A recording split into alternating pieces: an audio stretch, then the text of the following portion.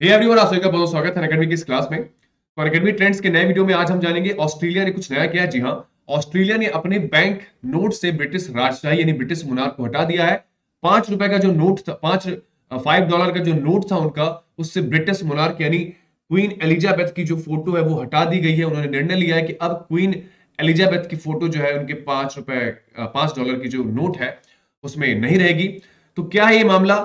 क्यों ऑस्ट्रेलिया के नोट में ब्रिटिश राजशाही की फोटो लगी होती है, सब कुछ जानेंगे इस वीडियो में। आज के इस वीडियो में सबसे पहले हम देखेंगे इंपॉर्टेंट फैक्ट्स, न्यूज में क्यों है, स्टैटिक जीके क्या है इसका, और एग्जाम टेक आउट। तो सबसे पहले बात करें इसके बैकग्राउंड की। आपको बता दें कि जो ऑस्ट्रेलिया देश है उसका जो हेड होता है वो आज भी ब्रिटिश क्राउन होता है। क्यों? क्योंकि ऑस्ट्रेलिया एक डोमिनेंस स्टेटस लिए हुए है यूके का, यानी आज भी यहां पर यूके की राजशाही चलती है, यानी कि ये देश यूके के अंडर में ही आता है। स्टेट ऑफ ऑस्ट्रेलिया भले ही स्वतंत्र है, इंडिपेंडेंट कंट्री है, लेकिन उस देश का जो हेड है वो यूके का क्राउन मतलब ब्रिटिश क्राउन होगा। इसके अलावा ब्रिटिश क्राउन ऐसे देशों में गवर्नर जनरल के थ्रू अपने शासन को पूरा करता है। हालांकि जो ब्रिटिश क्राउन का जो रोल रहता है वो सिंबॉलिक ही रहता है, क्योंकि डोमिनियन स्टेटस में जो हेड का जो रोल रहता है वो सिंबॉलिक ही होता है, लेकिन फिर भी कहीं ना कहीं ये ब्रिटिश मुनार के अंतर्गत ही आता है।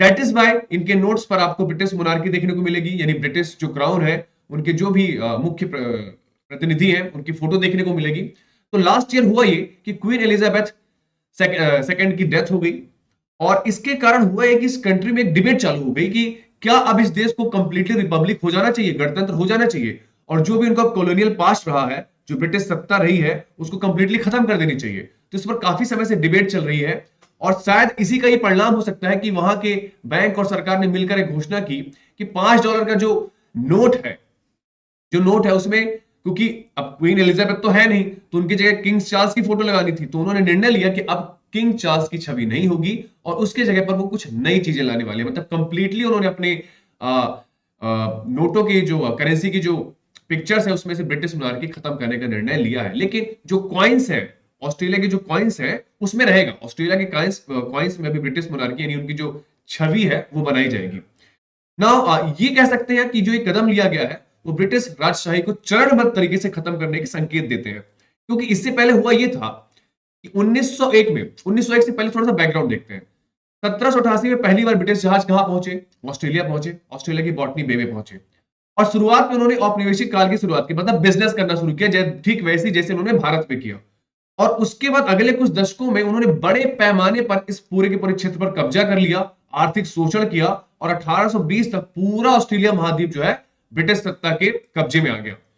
तो एक तरीके से आप समझ सकते हैं कि पूरा का पूरा प्रशासनिक आर्थिक सारे डिसीजन ये ले रहे हैं, और टोटली उन्होंने अपना एक जो बड़ा कब्जा है उस द्वीप में कर लिया ना। 1901 आता है, और 1901 में ये जो ब्रिटिश के कब्जे वाला जो क्षेत्र, ये महाद्वीप था, तो उसको 1901 में नाम दिया जाता है फेडरेशन ऑफ ऑस्ट्रेलिया, यानी ऑस्ट्रेलिया देश 1901 में अस्तित्व में आता है। इससे पहले ऑस्ट्रेलिया नाम पर्टिकुलर इस देश का था नहीं। 1901 में ऑस्ट्रेलिया देश जो है बनता है, इससे पहले ऑस्ट्रेलिया देश था नहीं, ब्रिटिशर्स के कब्जे में था, और 1901 में ब्रिटिशर्स ने इसे फेडरेशन ऑफ ऑस्ट्रेलिया बनाया ना। ये निर्णय हुआ कि स्वतंत्र है, कंप्लीटली स्वतंत्र है, लेकिन इनका जो हेड होगा वो कौन होगा बेटा? यूके का ब्रिटिश क्राउन होगा, ब्रिटिश क्राउन होगा इसका हेड। और तब से ये चीज चली आ रही है।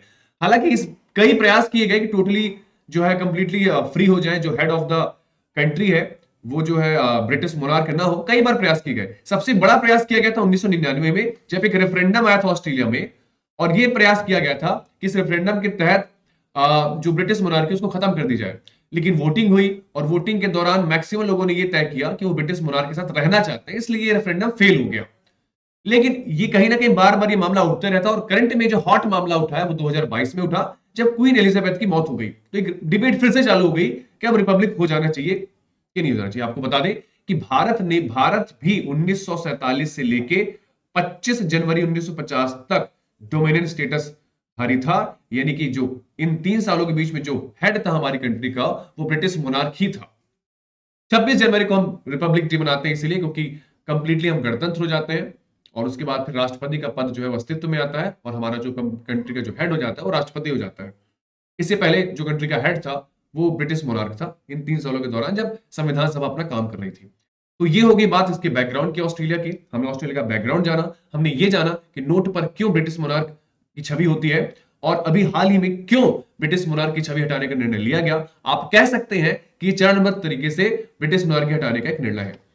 नाउ क्योंकि अभी हाल ही में एलिजाबेथ क्वीन एलिजाबेथ की मौत हुई थी, मृत्यु हुई थी, और उसके बाद जो $5 का नोट था उस पर जो फोटो थी वो उन्हीं की थी। और अब किंग चार्ल्स क्योंकि अब यूके के नए किंग है तो उनकी पिक लगनी थी, लेकिन वो हो नहीं पाई क्योंकि ऑस्ट्रेलिया सरकार ने अपना निर्णय बदल दिया।